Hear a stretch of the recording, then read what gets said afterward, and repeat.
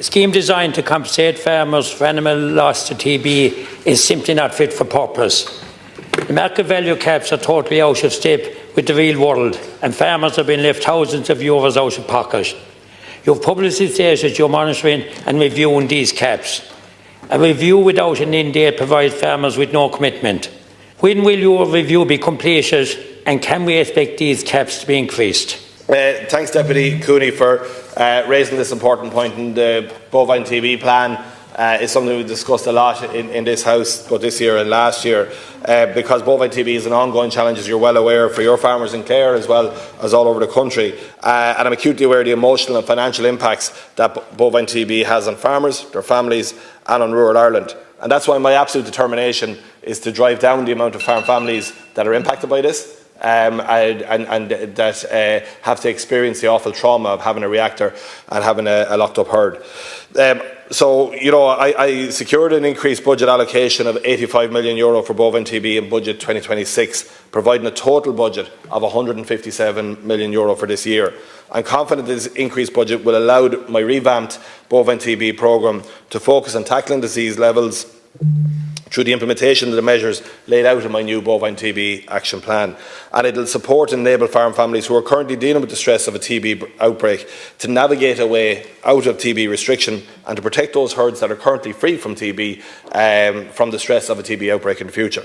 The objective of the new measures in the bovine TB action plan is to reduce the number of farms affected by bovine TB and decrease the costs for farmers and the taxpayer. My department provides a range of financial supports that focus on compensating farmers for both direct and indirect losses incurred as a result of a TB breakdown on the farm. The primary support scheme is the on-farm market valuation scheme, where animals removed as reactors receive compensation subject to scheme ceilings, equivalent to their market value in the event that they were not disclosed as TB reactors. To the end of May 2026, of the 11,476 animals valued under the on-farm valuation scheme, just over 85% of animals were valued below the ceilings, and I can go into more details in my supplementary. Minister, you said the budget 2026 money is tied to reducing disease, and I commend you on this. It is having a positive effect, in fairness to you. Reactors numbers are down significantly year on year to June, and the herd incidence rate is also down, which are very welcome. However, this disease reduction policy does absolutely nothing for farmers with valuable animals that are reactors.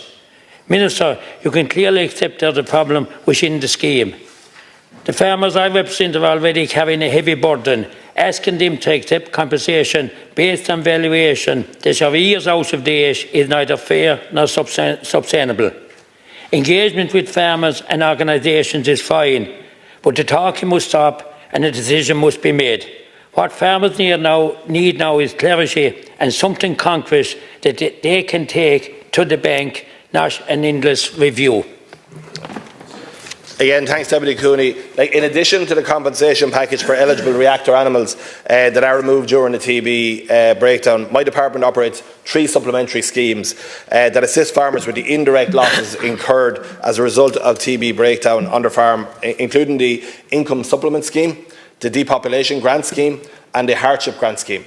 As part of the work of the TB Forum, a dedicated financial working group was established to review the financial modelling of various elements of the bovine TB eradication programme. As a result of the agreement reached in this group over the last 2 years, there was a rate enhancements to the Income Supplement Scheme, the Hardship Grant and the Depopulation Grant, as well as the enhanced ceilings for selected animals being removed as part of the on-farm market valuation. Given the elevated bovine TB levels, and notwithstanding, I agree, seeing a reduction in numbers in the last year has been positive. I believe that's been directly linked to our open discussions around risk categorisation of animals, and buyers being more aware of that.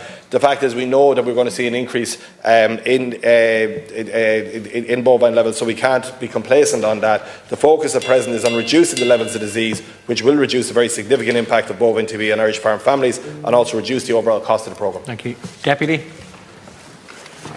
Again, Minister, I want to compliment you on the great work you're doing. With respect, farmers battling with this disease cannot leave an engagement or reviews with no end date. Every month this drags on, more and more reactors have been removed at values set 3 years ago.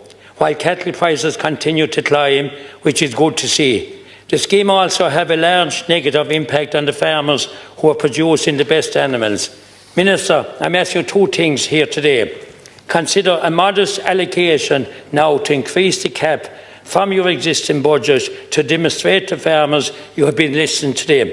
And two, a commitment that you will seek a special allocation for compensation from cap reform in Budget 27, which these farmers are entitled to. Minister, fairness delayed is fairness denied. Please back our farmers. Wish action for those people out there who work so hard to make a living. Minister. Deputy Cooney, can I thank you for raising this point and making the points, articulating them as clearly as you have, with the passion which you have, and I understand the points you're making here. But as a senior cabinet minister here, I also have to have full cognizance of the overall cost of the TB programme. And if farmers think €157 million going into a TB programme isn't impinging my ability to spend it on other areas of a department that me, Minister Dooley, Minister Collins or Minister Grealish would like to spend it on, then that's not borne out of reality. In 2019, just 7 short years ago, the entire cost for our department was €37.5 million. And we're now up at €157 million. Such the scale of the challenge I'm focused on here. So in my budget negotiations last year, where I came with a new plan, where I came with a very bold approach that I'd spent the summer negotiating, there was a very clear, explicit determination given to me in terms of those negotiations on the money, that the money was to drive down the incidence of the disease. So I understand the points you're making. Obviously, we'll be having new budget negotiations now where engaging with officials in the Department of Public Expenditure will be a detailed analysis of the trajectory of the disease and where that money is going and the impact it's having, and I'll be making the points that you've raised there as well in terms of the compensation levels.